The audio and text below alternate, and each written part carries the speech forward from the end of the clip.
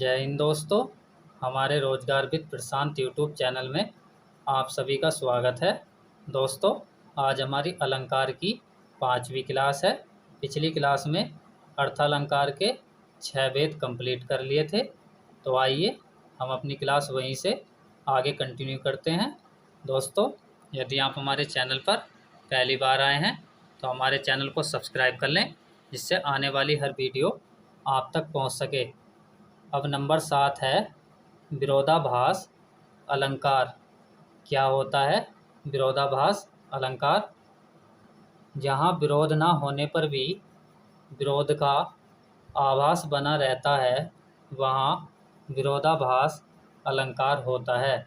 इस अलंकार की पहचान है न, ना, नी, मत, मना करना, वर्जित, निषेध आदि शब्द इस अलंकार के उदाहरण में आते हैं। जैसे यहाँ पर पहला उदाहरण है न खुद सोया, न मुझे सोने दिया। तो इस उदाहरण में विरोध ना होने पर भी विरोध का आभास बना हुआ है, और जब विरोध ना होने पर विरोध का आभास बना रहता है तो वह अलंकार विरोधाभास अलंकार होता है।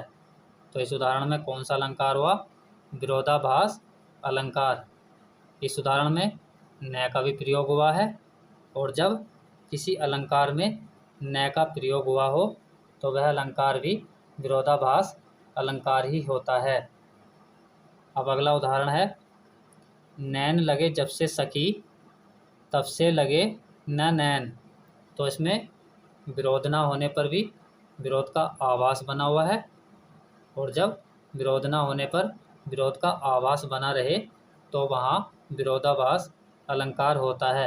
तो इस उदाहरण में भी कौन सा अलंकार हुआ? विरोधाभास अलंकार।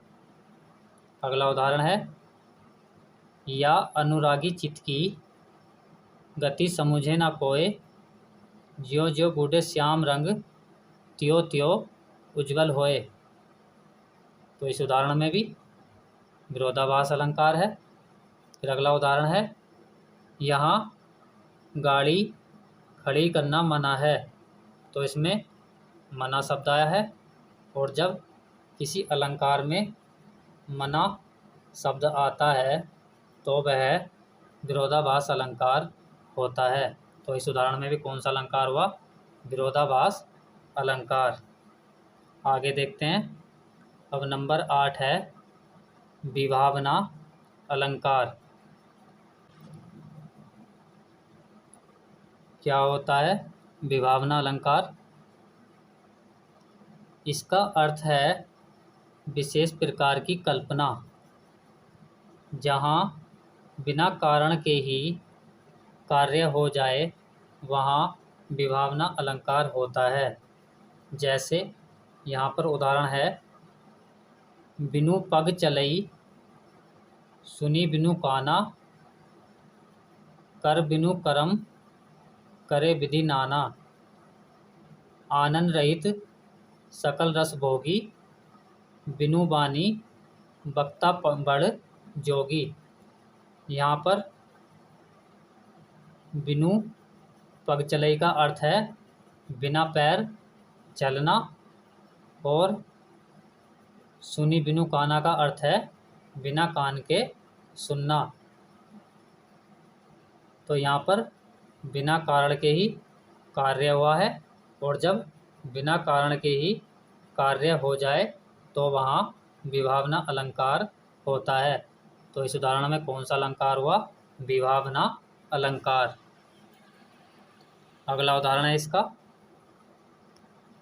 नाचे अचानक हो रहे, बिन पावस बन मोर। तो इस उदाहरण में भी बिना कारण के ही कार्य हुआ है, और जब बिना कारण के ही कार्य हो जाए तो वहाँ विभावना अलंकार होता है। तो इस उदाहरण में भी कौन सा अलंकार हुआ? विभावना अलंकार। अब अगला है नंबर 9 दीपक अलंकार। क्या होता है दीपक अलंकार?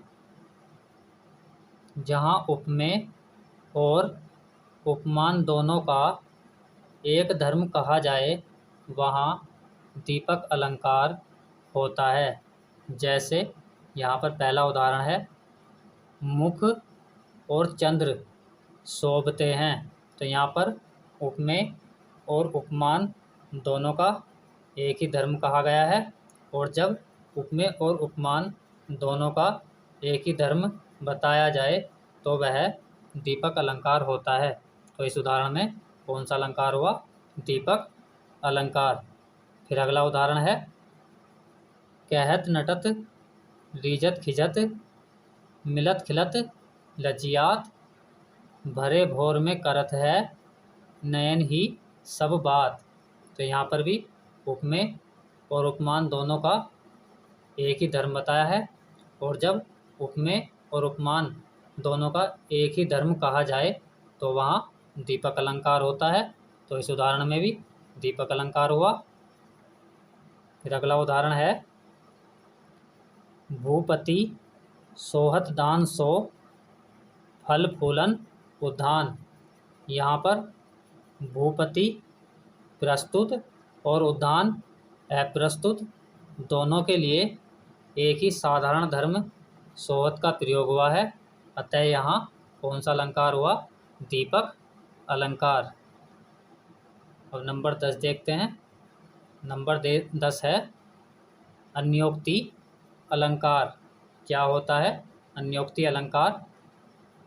ऐसी काव्य पंक्तियाँ जहाँ प्रस्तुत वस्तु या व्यक्ति के माध्यम से अप्रस्तुत वस्तु या व्यक्ति के बारे में बताया जाए तो वहाँ अन्योक्ति अलंकार होता है।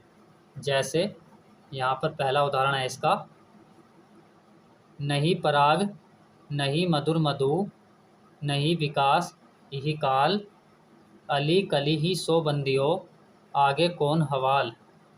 इसका स्पष्टीकरण है इसमें, इसमें कली और भंवरे के माध्यम से नवविवाहित राजा जयसिंह को कर्तव्य निष्ठा की प्रेरणा दी गई है, और जब काव्य पंक्ति में प्रस्तुत वस्तु या व्यक्ति के माध्यम से अप्रस्तुत वस्तु या व्यक्ति के बारे में बताया जाए तो वहाँ अन्योक्ति अलंकार होता है। तो इस उदाहरण में कौन सा अलंकार हुआ? अन्योक्ति अलंकार। अगला उदाहरण है इसका, माली आवत देख करी कलियां करे पुकार फूली फूली चुनी लई काल हमारी बार। इसका स्पष्टीकरण है, यहाँ कलियों के टूटने के बहाने से मनुष्य की नश्वरता का बोध कराया गया है, और जब प्रस्तुत वस्तु या व्यक्ति के माध्यम से अप्रस्तुत वस्तु या व्यक्ति के बारे में बताया जाता है तो वहाँ अन्योक्ति अलंकार होता है।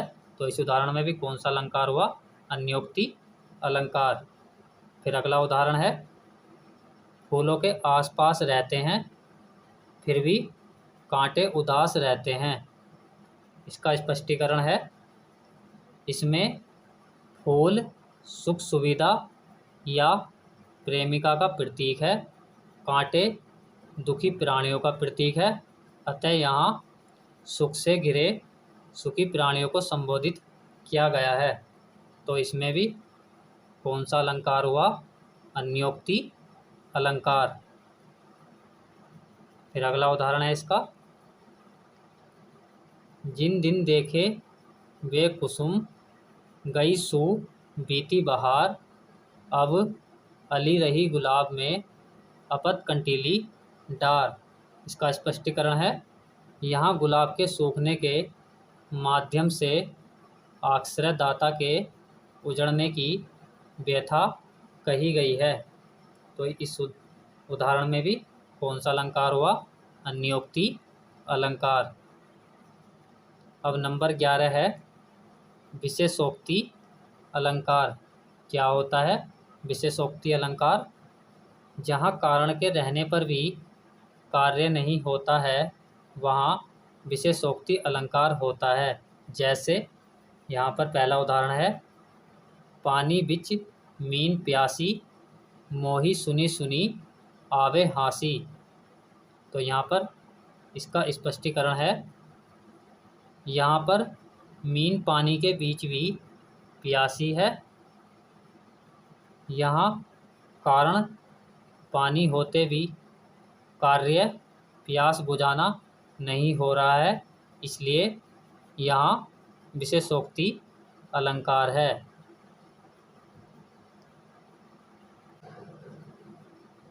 अब अगला उदाहरण है इसका। फूलई फलई न बैंत, यद्यपि सुधा बरसई जलद, मूरख हृदय न चते, जो मुरु मिलई बिरची सम। इसका स्पष्टीकरण है।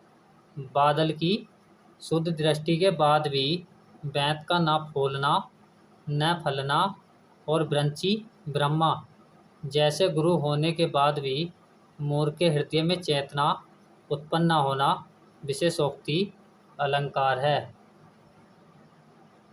यहाँ पर कारण के रहने पर भी कार्य नहीं हुआ है, और जब कारण के रहने पर भी कार्य ना हो तो वहाँ विशेषोक्ति अलंकार होता है। तो इस उदाहरण में कौन सा अलंकार हुआ? विशेषोक्ति अलंकार। फिर अगला उदाहरण है इसका। लागन उर उपदेश, यद्यपि कहियो शिव बार बहु। इसका स्पष्टीकरण है। शिव के बार बार कहने पर भी मूर्ख को उपदेश समझ में नहीं आ रहा है, अर्थात कारण के रहने पर भी कार्य नहीं हुआ है, और जब कारण के रहने पर भी कार्य ना हुआ हो तो वहाँ विशेषोक्ति अलंकार होता है। तो इस उदाहरण में कौन सा अलंकार हुआ? विशेषोक्ति अलंकार। फिर अगला उदाहरण है इसका। नैनों से सदा जल की वर्षा होती रहती है, पर प्यास नहीं बुझती। तो इस उदाहरण में भी कौन सा अलंकार है? विशेषोक्ति अलंकार। अब नंबर 12 है अप्रस्तुत प्रशंसा अलंकार। क्या होता है अप्रस्तुत प्रशंसा अलंकार? जहाँ अप्रस्तुत का वर्णन करते हुए प्रस्तुत का कथन होता है, वहाँ अप्रस्तुत प्रशंसा अलंकार होता है। जैसे यहाँ पर पहला उदाहरण है। दिन 10 आदर पाए के, करी ले आप बखान, जो लो काग सराद पग, तो लो तो सन्मान। तो यहाँ पर इसका स्पष्टीकरण है। यहाँ अप्रस्तुत काग के द्वारा किसी नीच अधिकारी का वर्णन किया गया है, अतः यहाँ पर अप्रस्तुत प्रशंसा अलंकार है। इस उदाहरण में अप्रस्तुत का वर्णन करते हुए प्रस्तुत का कथन हुआ है, और जब अप्रस्तुत का वर्णन करते हुए प्रस्तुत का कथन हुआ हो तो वहाँ अप्रस्तुत प्रशंसा अलंकार होता है। तो इस उदाहरण में कौन सा अलंकार हुआ? अप्रस्तुत प्रशंसा अलंकार। फिर अगला उदाहरण है इसका। सागर की लहर लहर में है हाथ स्वर किरणों का, सागर के अंत स्थल में अवसाद अवाक कणों का। तो इस उदाहरण में भी कौन सा अलंकार है? अप्रस्तुत प्रशंसा अलंकार। अब नंबर 13 है मानवीकरण अलंकार या पाश्चात्य अलंकार। क्या होता है मानवीकरण अलंकार? जहाँ निर्जीव पदार्थों पर मानव सुलभ गुणों और क्रियाओं का आरोप किया जाता है, वहाँ पर मानवीकरण अलंकार होता है। जैसे यहाँ पर उदाहरण है। बीती विभावरी जागरी, अंबर पनघट में डुबो रही, तारा घट उषा नागरी। इसका स्पष्टीकरण है। यहाँ अंबर रूपी पनघट में तारा रूपी उषा को स्त्री के रूप में चित्रित किया है। यह पनघट पर पानी भरने के लिए गई है, और जब निर्जीव पदार्थों पर मानव सुलभ गुणों और क्रियाओं का आरोप किया जाता है तो वहाँ मानवीकरण अलंकार होता है। तो यहाँ पर कौन सा अलंकार हुआ? मानवीकरण अलंकार। फिर अगला उदाहरण है, दिवसावसान का समय, मेघ आसमान से उतर रही है, वह संध्या सुंदरी परिसी, धीरे धीरे धीरे। तो इसका स्पष्टीकरण है, इसमें संध्या समय का दृश्य है जिसका वर्णन सुंदर परी के रूप में किया है। यहाँ प्रकृति को मनुष्य के क्रियाकलाप से जोड़ा गया है, इसलिए यहाँ पर मानवीकरण अलंकार है। जहाँ निर्जीव पदार्थों पर मानव सुलभ गुणों और क्रियाओं को आरोप किया जाता है तो वहाँ मानवीकरण अलंकार होता है। तो इस उदाहरण में भी कौन सा अलंकार हुआ? मानवीकरण अलंकार। कुछ महत्वपूर्ण बिंदु हैं जो एग्जाम के लिए इम्पोर्टेंट हैं, देखते हैं कौन कौन से हैं। पहला है इसमें, अलंकार के संबंध में प्रथम काव्य शास्त्रीय परिभाषा आचार्य दंडी की है। फिर अगला पॉइंट है, अलंकार शब्द की अवधारणा अत्यंत प्राचीन है, जिसका प्रारंभ में उपयोग व्याकरण एवं न्याय शास्त्र में होता था। फिर अगला पॉइंट है, हिंदी के कवि केशवदास अलंकारवादी कवि हैं। फिर अगला पॉइंट है, आचार्य भरत ने सर्वप्रथम नाट्य शास्त्र में अलंकार को परिभाषित तो नहीं किया, लेकिन 4 अलंकारों उपमा, रूपक, यमक, दीपक का उल्लेख किया है। फिर अगला पॉइंट है, अलंकार को सर्वप्रथम आचार्य वामन ने वर्गीकृत करने का प्रयास किया और उसे 2 वर्गों में बांटा। दोस्तों, हमारा अलंकार का चैप्टर समाप्त हो गया है। तो आज हम अपनी क्लास यहीं तक रखते हैं। यदि आपको हमारी क्लास अच्छी लगी हो तो क्लास को लाइक, शेयर और कमेंट करके ज़रूर बताएं। धन्यवाद।